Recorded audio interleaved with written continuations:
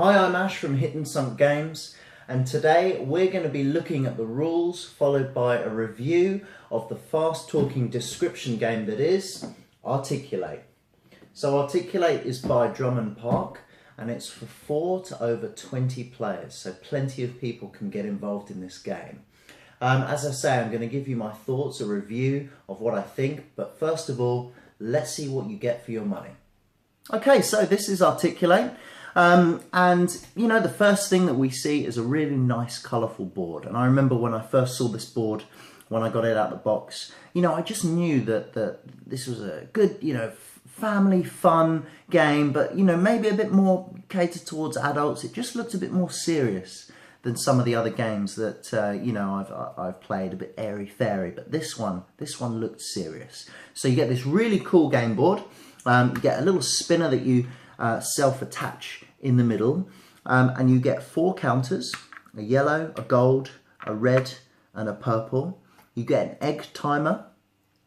You get a very easy to understand rule book there, and the funnest thing about this game, and this is the heart of the game, is this box of cards. There are 300 cards that you get in here.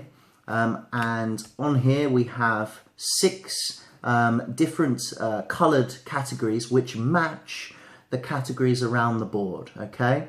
So for example, all the yellows on the board are person. All the blues, the light blues, are object. The dark blues are world. That all matches on the card. So for example, person in the yellow is right on the top of this card here in the yellow. P for person, of course, which is Willy Wonka. We all know him from Charlie and the Chocolate Factory. Now we've got action, so words ending in ing, basically. Red on the board as well is random. And green is nature, okay? Now, the aim of the game, Articulate is called the fast talking description game. Word description game, and that is exactly what it is. So the aim of the game is to get from the starting point, okay, all the way around the board, describing words as quick as you can to get to the finishing line here, okay.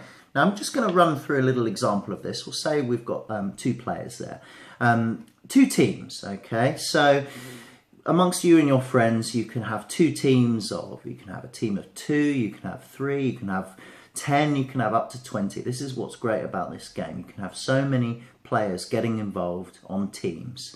And what you do is, so let's say for example, it's the red teams go first. So one member of their team, they'll decide that amongst themselves, will draw the card from the back, okay? And because we're on the light blue, always start on object.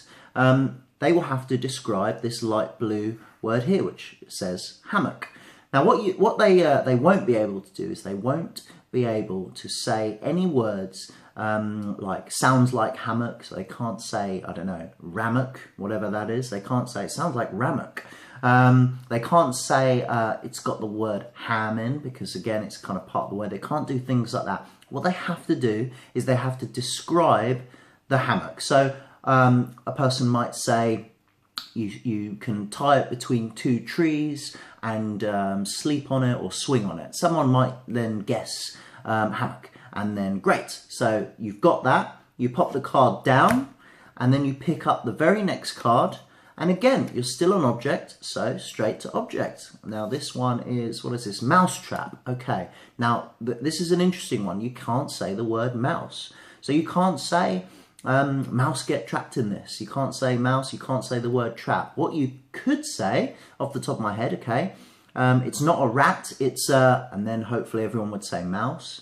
And then you say, and those, they get caught in this, that they get, there's cheese on it and the thing snaps down. Hopefully that would be enough for someone to say mousetrap. Now all the while you're guessing, there is this egg timer which is going down. Your opponent would have turned that at the start of your go. And when that egg timer runs out, it's up to the other team to say stop. Otherwise, of course, the other team will just keep going. And let's say that egg timer has run out, then I would have got 2. We got 2 right. We got hammock and mousetrap. And let's say with the red team, we move on 2. And that's it. That's the go over. Although what I've done purposely for this go is I've landed on the this white square here, which is a spade. Now there's a couple of other small rules that apply in this game, but primarily you are trying basically to count the cards. The ones that you guess, you discard them and you just carry on with the other end of the cards there, and you just try and get around the board back to you know, the finishing line just before the start. That's the name of the game. First team back wins. There's a few other small rules. This first one I've just mentioned, when you land on a spade. Now the team that just had the go, let's say that was my team, Mousetrap and Hammock, we then take another card. The timer, the egg timer, doesn't run during this go. And what we do is we look at the for the spade symbol on the card here, which is just on the dark blue for world, so that's Vienna. Now what I would have to do, I would have to describe Vienna without obviously saying, you know, sounds like or anything like that. And I would, ideally, I want members of my team to guess that. And if we guess it, we get another go. If the other team guess Vienna, nothing happens. It would be their go anyway. So that's what happens when you land on a spade, okay? I'm going to be honest with you, that is how I like to play the game. I like to play the game with the spades, but I mentioned earlier there is this spinner in the middle, and I'm going to tell you the rules for that. Basically, you can see on this middle circle, you've got red, which is kind of an extension of this random tile, and you've got orange, okay? And then inside of those, you've got a thick green bar and a thin green bar. What happens on these, very, very briefly, is if you land on a red or an orange, okay, that team spins the spinner. If it lands on a thin green bar, they have the choice.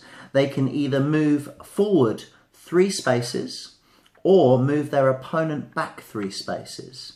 And if they land on a thick green bar, if the spinner did, then they can either move forward 2 spaces or move their opponent back 2 spaces. Now I'll tell you why I don't play this, because this game is about the fun of describing words, and that is the heart of the game. This kind of then puts an element of luck and chance in, and I don't like that. I like this game to be either won or lost by the strength of the team describing the words. That's only my opinion though, and of course I encourage you to play both ways. So that is a little rundown of the rules and what you get in the game. So let's not wait any longer. I will give you my review of Articulate. So what are my thoughts on Articulate? Well, this one is quite easy for me. There are a few games that come along, classic games such as Monopoly, Cluedo, a few of those sorts of games that they just seem to click. They just seem to be games that no matter what the occasion, you can always bring out and have fun with whoever you're playing, young or old. And I tell you what, Articulate is one of those games. I absolutely adore this game. And there's many reasons why I actually love it. So many, I don't want to bore you to death with them. But I think the main reason is that it's so simple, so fun. You can play with anyone. And the amount of laughter and crying tears of laughter and joy that I have had playing this game. I've played it with my mum, I've played it with my girlfriend, I've played it with my girlfriend's parents, I've played it with my friends. You know, the list goes on. We absolutely love it. Let me try my best to be critical about some things. Okay, so the cards. They are great, but occasionally you will get some things that you have to describe that are pretty much near enough impossible.